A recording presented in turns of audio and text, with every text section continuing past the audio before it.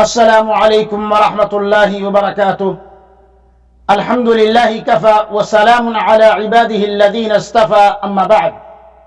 معزز سامعین کرام و مشاہدین اعظام، آج کی اس حلقے میں لے کر کے حاضر ہوں اچھی بات اور سچی مسکراہٹ۔ عن ابی ذر قال قال للنبی صلی اللہ علیہ وسلم لا تحقرن من المعروف شیئا ولو ان تلقى اخاك بوجه طلق۔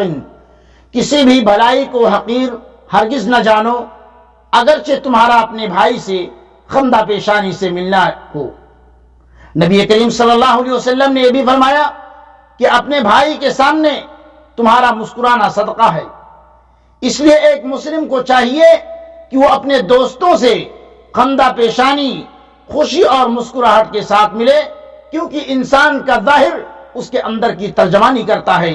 اس لیے اپنے مسلم بھائیوں سے اس انداز سے ملنا حقیقت میں ان کے اندر محبت اور سرور کو اجاگر کرتا ہے۔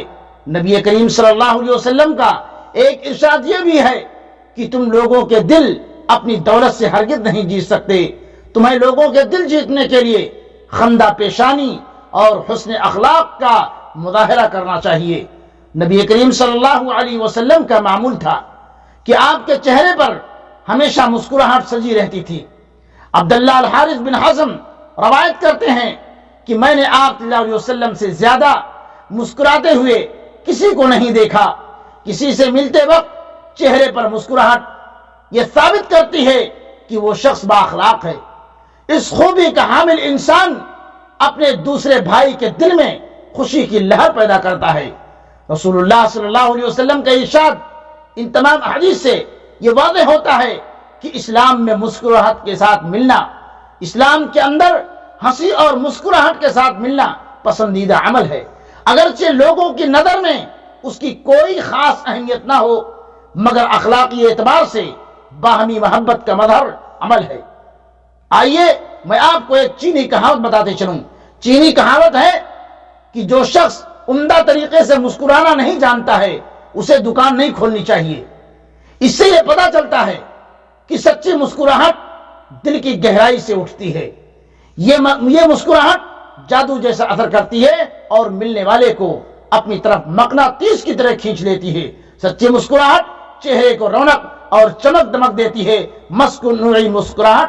مصنوعی اور بناوٹی مسکراہٹ کے پیچھے مکر و فریب کی ظلمتیں چھائی ہوتی ہیں۔ اللہ رب العالمین سے دعا ہے کہ اللہ تعالی ہمیں اپنے بھائی سے سچی مسکراہٹ کے ساتھ ملنے کی توفیق عطا فرمائے۔ وآخر دعوانا ان الحمد للہ رب العالمین، والسلام علیکم ورحمۃ اللہ وبرکاتہ۔